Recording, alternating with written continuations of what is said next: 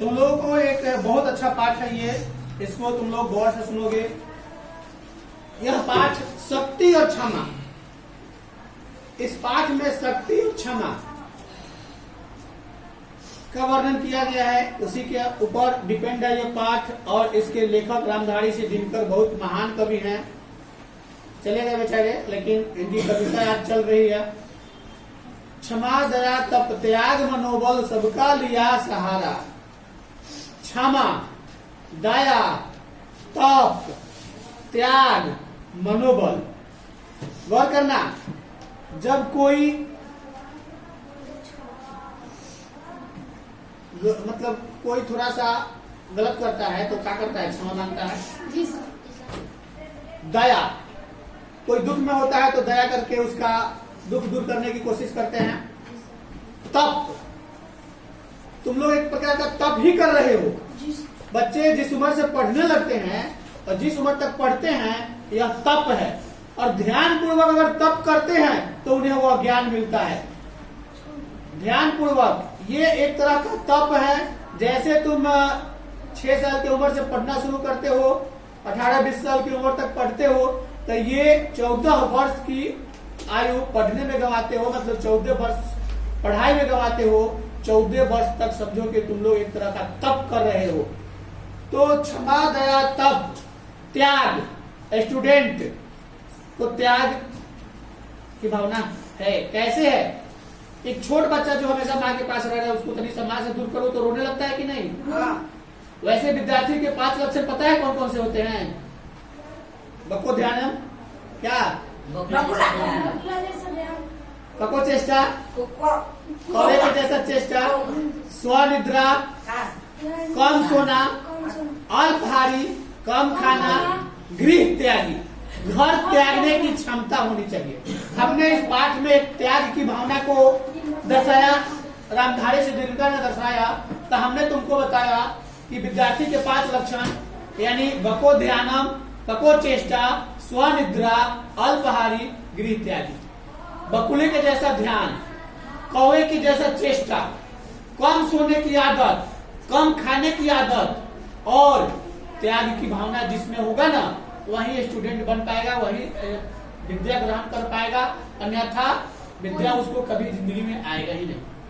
हम बताते हैं यहाँ पे कि लेखक ने इस बात को इसलिए कहा कि हमने क्षमा भी मांगा, दया भी किया, तप भी किया, त्याग भी किया, मनोबल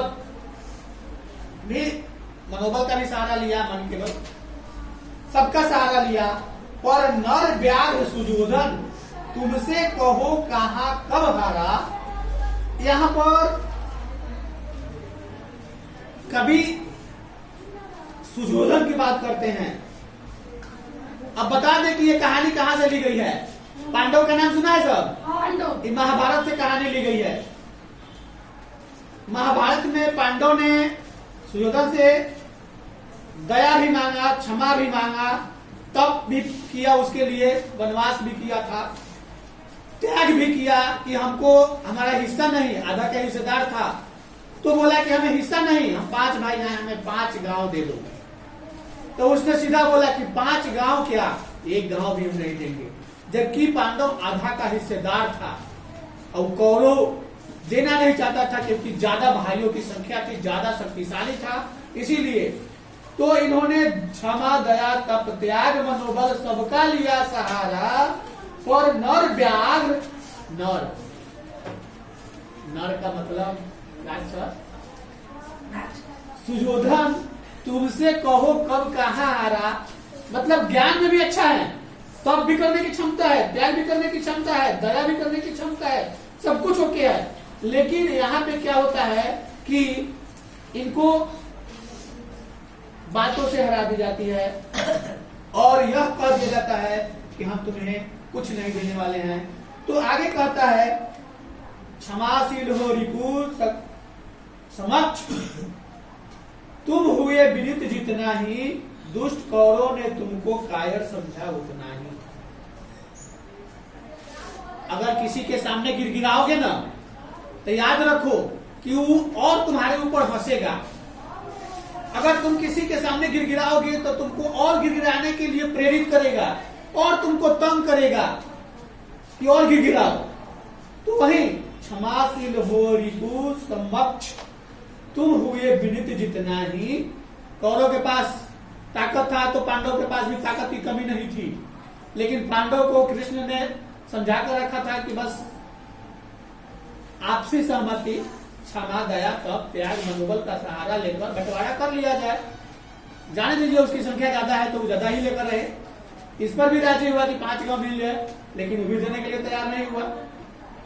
तो क्षमा भी करने की ताकत इसमें है, क्योंकि इन्होंने पांचों के पांचों बहुत बड़ा ज्ञान पा चुका था। ज्ञान ही सबसे मेन होता है, और ज्ञान उसी को मिलता है जिसके अंदर क्षमा, दया, तप, त्याग, मनोबल होता है। तो यानी कको चेष्टा बको ध्यान स्वनिद्रा अल्पाहारी गृह त्यागी रहेगा, तब क्षमा, दया, तप, त्याग मिलेगा। गौतम बुद्ध त्याग नहीं करते तो क्या ज्ञानी बन पाते? घर द्वार, उतना राजा के लड़का होते हुए भी घर द्वार छोड़कर जाकर पीपल के वृक्ष के नीचे तप किए। तप का मतलब क्या होता है? तप का मतलब कि सोचना, थिंकिंग करना। ये नहीं कि ऊपर वाले ने उनको ज्ञान दे दिया, ऐसी कोई बात नहीं है। तप का मतलब अगर तुम बैठकर थिंकिंग करो, अच्छे अच्छे बातों को सोचो, जो बात किसी को बताओगे तो उससे उस सृष्टि का भलाई का काम करेगा, वही तुम्हारा क्या है? तप है। अब तुम पढ़ाई कर रहे हो, इस पढ़ाई को पाकर, ज्ञान को पाकर किसी को तुम हानि पहुंचाओगे तो क्या कहेगा? कि तुमने ज्ञान नहीं पाया है। ये नहीं कहेगा कि ज्ञान अज्ञानी है, तुम्हें ज्ञानी नहीं है। मूर्खता वाला काम करोगे तो अज्ञानी कहलाओगे, अगर अच्छे काम करोगे तो ज्ञानी कहलाओगे। तो उन्होंने थिंकिंग किया, थिंकिंग शक्ति बढ़ी, उनकी पावर बढ़ी।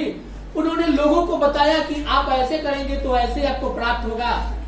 ये तो सबको जानता है कि दूसरे को थप्पड़ मारोगे तो तुमको भी लगेगा। कैसे लगेगा?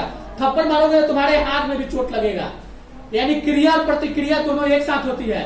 कभी दीवार पर मारते हो तो तुमको चोट नहीं लगता है, दीवार भी तुमको मारता है, लेकिन तुम्हें एहसास नहीं होता है। क्यों? क्योंकि तुम घमंड में चूर होते हो। इसलिए मानव को ऐसे घमंड में चूर नहीं होनी चाहिए।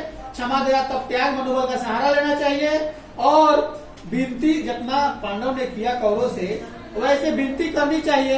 अंत में न मानने पर तो वही होती है जो कौरव की हाल हुई। दुष्ट कौरव ने तुमको कायर समझा उतना ही जितना ये लोग प्यार की भाषा से समझाने की कोशिश किए थे, उतना ही वो इनको कायर समझा था। इसीलिए इनको इनका हक देने से कतरा रहा था, देना नहीं चाह रहा था।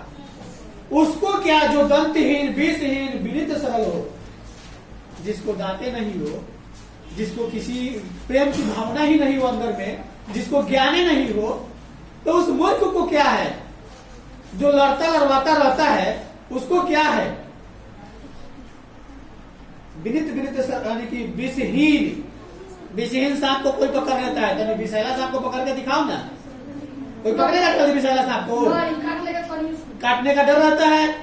तो कहने का मतलब ये होता है कि पांडव ने बहुत प्रेम से अपना हक मांगा था। पांडव के पास ये नहीं कि विष नहीं है, विष तो इतना है कि एक अकेला अर्जुन सबके लिए काफी था। लेकिन गुरु ने ये नहीं सिखाया था कि तुम लड़ के लेना। गुरु ने यह सिखाया था कि प्यार से पहले काम निकालने की कोशिश करना। अगर बिना किसी की हत्या किए कोई काम हो जाती है तो हत्या काहे को करना है? उन्होंने बहुत ट्राई किया, बहुत समझाने की कोशिश किया, लेकिन उन्होंने समझा नहीं। यहां तक कि अपने गुरु को भी मारना पड़ा, क्योंकि गुरु मजबूर थे और गुरु उसी का सहारा दिए थे। द्रोणाचार्य थे ना जी, उसके तरफ से कृपाचार्य, शुक्राचार्य, सतो भाई थे। यहां तक कि इनके दादा भी थे जिनको अमरत्व प्राप्त था। अमरत्व का मतलब वो अपने इच्छा से मर सकते थे। उनको उसी समय यह प्राप्त हुआ जिस समय बोले कि हम यहाँ का राजा नहीं बनेंगे। वो जो अछूत लड़की से शादी हुआ था उनके पिता का, उनसे जन्मा हुआ लड़का ही राजा बनेगा। तो इस बात को लेकर ऐसे चला था। अब हम आगे बता दें, 3 दिवस तक पंथ मांगते रघुपति सिंधु किनारे। राम जी लंका जाने के लिए 3 दिन तक समुद्र से विनती किए थे रास्ता मांगने के लिए। श्रीलंका जाने के लिए, रावण से अपने पति को छुड़ाने के लिए 3 दिन तक विनती किया था उन्होंने। 3 दिन के विनती के बाद क्रोध में आकर उन्होंने धनुष और बाण उठाया था। और जिस बाण को उठाए थे ना और चलाने की योजना बना लिए थे, धनुष पे चढ़ा दिए थे, अगर वो चढ़ा रहे तो समुद्र को सूखना पड़ जाता। उस बाण में इतनी ताकत थी कि उस समुद्र को सूखना पड़ जाता था। तब तक समुद्र की देवी आकर क्षमा मांग लेती है, बोलती है कि मुझे माफ कीजिए, मैं अगर आपको रास्ता दे दूं तो अन्याय होगा, जीव इसमें जो रह रहे हैं कैसे रह पाएंगे, धारा बंट जाएगी। कि मैं आपको एक रास्ता बताता हूं कि आपके सेना में नल और नील नाम का ऐसा 2 वानर सेना है जिसको एक शराप मिला हुआ है। वह शराप ये है कि वह कुछ भी समुद्र में फेंके, पानी में फेंकेगा तो वह डूबेगा ही नहीं। अतः यही वह समय है जिससे उसकी शराप से मुक्ति मिल जाए, आपका मार्ग भी बच जाए, उसका रास्ता मुक्ति भी मिल जाए। आगे सुनो जरा देखो। तो उन्होंने बताया, उन लोगों ने पत्थर को फेंकना शुरू किया। सब लोग पत्थर लेके आ रहा था और कोई नहीं फेंक रहा था, सिर्फ नल नील नाम का सेना ही फेंक रहा था। तो नहीं, वो तो फेंकने के बाद वो तो सरियाना कोई पानी में वो डालेगा तभी रहेगा, मतलब के कारण वो होगा। लेकिन हमने गया था एक बार कन्याकुमारी, तो हमने देखा था कि वह पत्थर वास्तव में कठोर पत्थर नहीं था, भारी तो था लेकिन हूबहू मधुमक्खी के छत्ता के जैसा था। मतलब गोल तो था, बड़ा तो था, लेकिन उसमें इतनी छिद्र थी जैसे मधुमक्खी के छत्ता में छिद्र होती है।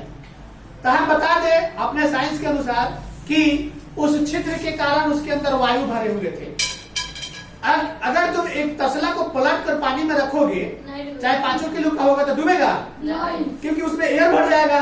तो उस जब पत्थर को फेंका जाएगा तो छोटे छोटे छिद्र में सबसे पहले तो एयर भरे हुए हैं, एक पानी की सतह पर जाएगा तो एयर तो उसमें भरा रहेगा, इसलिए वो नहीं डूबता था। वजन उठाने पर भारी था, हमने उठा कर भी देखा, ड्राम में रखा था लोग बाहर, हमने उठा के भी देखा था, लेकिन दह रहा था और भारी भी था।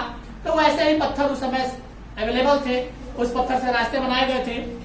और यहाँ हम बता दें तुम लोगों को कि अंत में उस बाण को उन्होंने बताया कि उस पर्वत पे छोड़ दीजिए जहाँ राक्षस रहता है, बाण को छोड़े, चढ़ा हुआ बाण को वापस उतारा नहीं जाता है, इसलिए छोड़े थे। तो वो बाण से बहुत राक्षस का मृत्यु हुआ था। आगे बता दें 3 दिन तक उनको रास्ता नहीं मिला, चौथे दिन उन्होंने ये किया तो रास्ता मिला।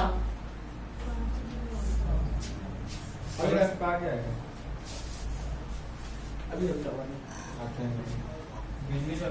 बैठे पढ़ते रहे छंद अनुनय के प्यारे प्यारे, उत्तर में जब एक नाद भी उठा नहीं सागर से, उठी अधीर धधक पौरुष की आग राम के शरीर से, सर से सिंधु दे धर त्राही त्राही करता आगिरा शरण में, चरण पूज दास्ता ग्रहण की बांधा मुड बंधन में। हम यहाँ बता दें कि जब बाण धनुष पे चढ़ गया ना, तो समुद्र के देवता को लगा कि अब हमारे साथ साथ तो सारे जीव मर जाएंगे समुद्र के। समुद्र में कम जीव रहते हैं, बहुत सारे समुद्री जीव रहते हैं, सबको मरना पड़ जाता। लेकिन उन्होंने आया और उनसे क्षमा मांगा, इन्होंने क्षमा किया और रास्ते का डिमांड किया था। जो रास्ते उन्होंने रास्ते बता दिए कि इस रास्ते के माध्यम से ऐसे ऐसे आपको रास्ता मिल जाएगा, तो उन्होंने क्षमा भी किया। देखो यहाँ पे राम के अंदर क्रोध में आकर बाण उठाए थे, चाहते तो समुद्र के देवता को मार सकते थे, देवी को मार सकते थे, लेकिन इन्होंने उसे भी क्षमा कर दिया। यहाँ तक कि राम ये भी बोला था कि रावण आज भी आके मुझसे माफी मांग ले तो हम उसको भी छोड़ देंगे, लेकिन वो तो अहंकार में चूर, मतलब अहंकार में चूर था, इसलिए वो कभी माफी मांगने नहीं आया। और उसी का भाई सब समझता था, वो आकर इसे माफी मांग लिया, शरण में आ गया, बच गया, तो उसका अंत हुआ। हम आगे पाठ में चलते हैं। सच पूछो तो सर में ही बस्ती है दीप्त विनय की, दिमाग में ही सारा कुछ है। दिमाग सही ठंड रखोगे ना तो काम अच्छा से होगा, दिमाग अगर तुम ठंड नहीं रखोगे तो काम अच्छा से नहीं होगा। संधि वचन संपूज्य उसी का, जिसमें शक्ति विजय की, सहनशीलता क्षमा दया को तभी पूजता जन। अगर जिसके अंदर क्षमा दया ताप त्याग मनोबल की भावना होती है, वही उसी की पूजा होती है। जिसके अंदर क्षमा होगा, किसी का दुख दर्द सहने का, दुख दर्द में साथ देने का, दया की भावना होगी, उसी को लोग मानता है। और पूजना का मतलब कि उसको तिल चावल से पूजना नहीं, पूजने का मतलब कि सम्मान देना। बल का दर्प चमकता उसके पीछे जब जगमग है, उसी के पीछे सारे कार्य जगमगाते रहते हैं। तो इस पाठ का क्वेश्चन आंसर तुम लोग भी करोगे।